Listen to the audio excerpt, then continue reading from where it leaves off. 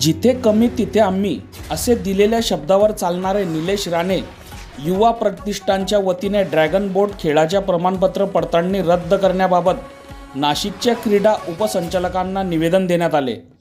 महाराष्ट्र शासनाच्या विविध भरती प्रक्रियेत खेळाडूंना 5% आरक्षण देण्यात येते, तर काही ठिकाणी खेळाडूंना महाराष्ट्र शासनाच्या पडताळणी यादीत समाविष्ट करण्यात आले आहेत।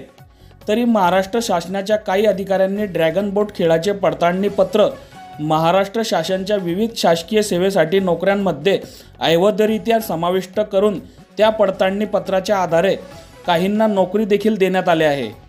ज्या खेळाडूंना पडताळणी देण्यात आले त्या खेळाडूंनी व काही अधिकाऱ्यांनी पैसे घेऊन कायकिंग व कॅनोइंग या खेळाच्या आधारे ड्रॅगन बोट हा खेळासह इतर खेळ समाविष्ट करून पडताळणी पत्र देण्यात आलेले आहेत आणि आजपर्यंत ते चालू आहे असे या निवेदनात म्हटले आहे।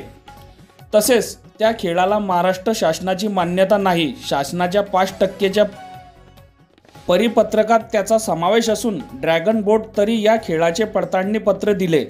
ड्रॅगन बोट खेळाला नियम व अटी महाराष्ट्र शासनाकडे व भारतीय ऑलिम्पिक असोसिएशनकडे कोणत्याही कागदपत्रांची पूर्तता नसून अधिकाऱ्यांनी अवैधरित्या पडताळणी पत्र वाटले असून ते तत्काळ रद्द करण्यात यावे असे यावेळी क्रीडा क्षेत्रातील प्रेरणास्त्रोत निलेश राणे यांनी सांगितले।